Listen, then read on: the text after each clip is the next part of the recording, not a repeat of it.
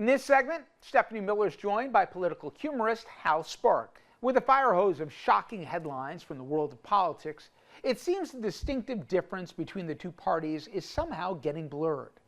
Now, Republicans realize that Project 2025 and all these ideas are wildly unpopular, or at least they're beginning to, which is why today Donald Trump is desperate to try to separate himself from it all. Trump does not want people to know about the entire vanguard of extremist weirdos around him and what their little plans are for when he governs.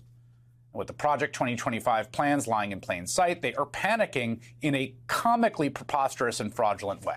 Donald Trump posting today, I like this, he knows nothing about Project 2025 and has no idea who is behind it. Well, you could go to the website. It's got them all listed there. Russ Vought, who, by the way, is on a lot of lists of somebody who could be his chief of staff, is essentially orchestrating and running and writing a fair amount of this plan. And also, there are a lot of people who worked in the Trump administration, work in a second one, who are very deeply involved. Finally, what did Steve Bannon wave around during an interview with ABC News before he went to jail? Jonathan, I have 900 pages right here of just one. This is just Project 2025. Yep, you got it. Project 2025. Yeah, this, you know how Trump knows all about it because he just had a tantrum over it. Right. Last night. I know nothing about Project 2025. I've not seen it. I have no idea who's in charge of it. So that's how you know.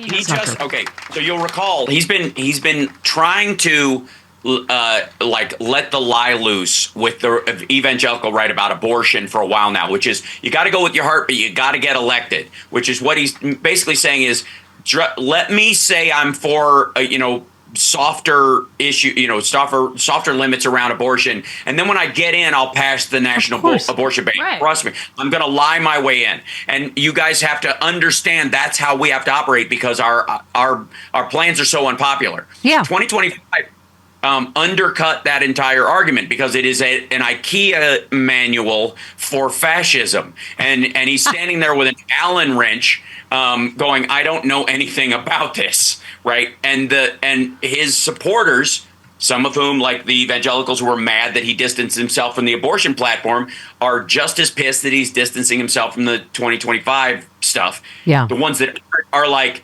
he's just lying about that. The only ones that are OK with him saying what he's saying about it believe, like Steve Bannon, that he's lying about it, that he's going to implement it all anyways.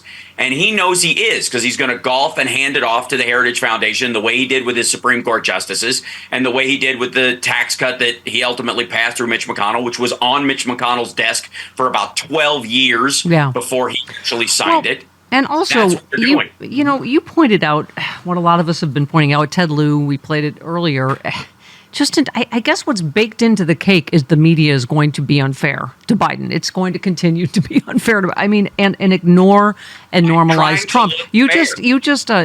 Donald Trump does not want to talk about the Epstein files. Someone tweeted, and you said neither does CNN. You said Epstein broke girls. Trump liked them in pieces.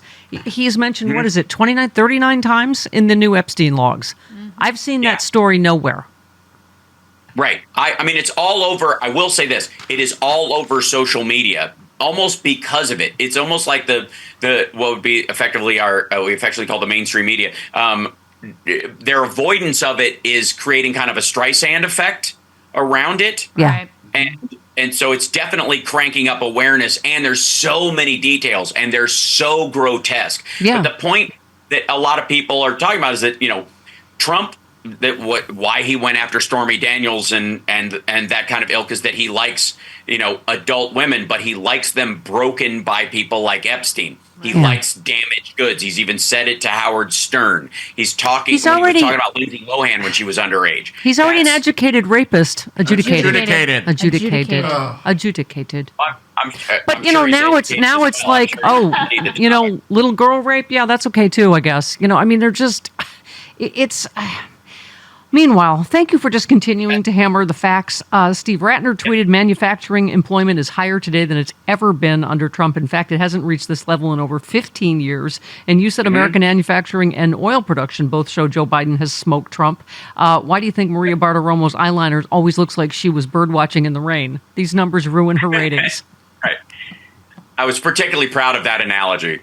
Wow, these job numbers. Some C4 sit there and tell me how these jobs numbers are terrible. We want to defend her and say it must be hard to put mascara on because her eyes are entirely too far apart, like a flounder. Right. So she probably can't see them both in the mirror. What? Yes. They have professional makeup artists at Fox News. Look what they've had to deal with Jesse Waters and Steve Doocy and Sean Hannity's thumb-like face over these years.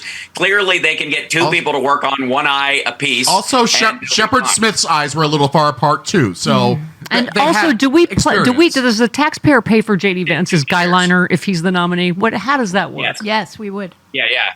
Yep. It would be applied by a Secret Service agent who has to taste it and sniff it first. Ew. Speaking of Project 2025, we have a little bit of breaking news. An established cybercrime group with a track record of attacking political targets has posted roughly 2 gigabytes of data from the Heritage Foundation, a prominent conservative think tank based in D.C.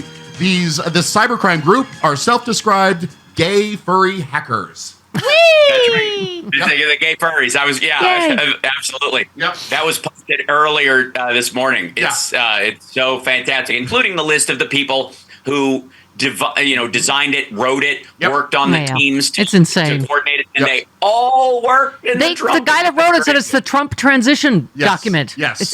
They all worked in the Trump. By the way, one last one. You said the Associated Press, infant mortality rates rose 8% in the wake of the Texas abortion ban, according to a new study. And you said part of this is due to women being forced to carry unviable fetuses to term, endangering their lives as well as their ability to have children in the future. But tell me again how women voters are going to suddenly drift to Trump.